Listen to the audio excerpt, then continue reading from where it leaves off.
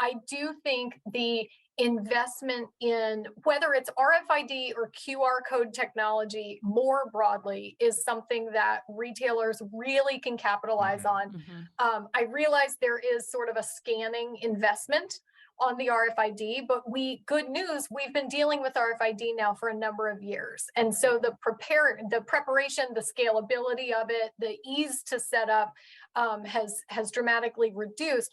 But the possibilities really do open up for engaging with your customer in a different way and also telling your own story. And so, again, putting on sort of a sourcing ESG lens for a moment, being able to also talk to your consumer about the traceability of the product, the attributes behind the fabrications or the methods used to manufacture, or the social justice that was incorporated into the men and women who created the garment. You can tell a lot of those stories as well through that engagement. So I'm with June on pay and go. I'm wholeheartedly into the customer acquisition, but I think, I'll make a big case for RFID technology.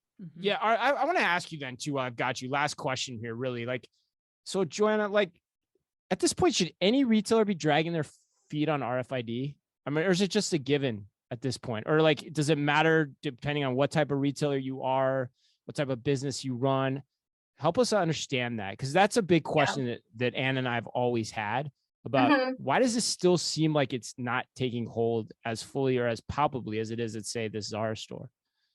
So I think it's a few reasons. I think that to answer explicitly, should people be pursuing this? I think yes. I think because the possibilities of where it can take you depends on who you are from a retailer perspective and what your objectives are, and whether you take it from a marketing or a merchandising and a promo cadence that you mentioned, Chris, before, or into more of the styling and the recommendations for your customers. I mean, I think that's up to your brand ethos and what your mission is.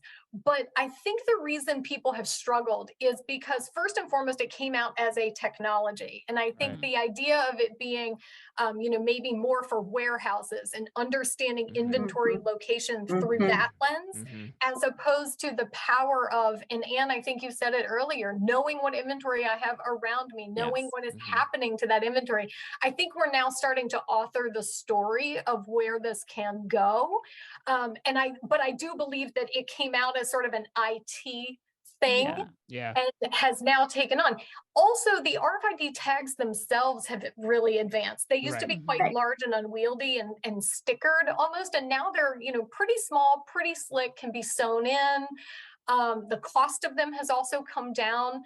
From a sourcing perspective, they're much less expensive per garment than they used to be.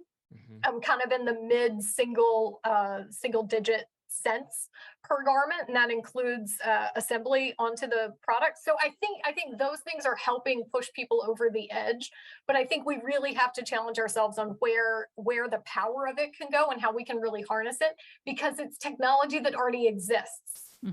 So how do we use that and maximize, as opposed to introducing brand new and starting all over?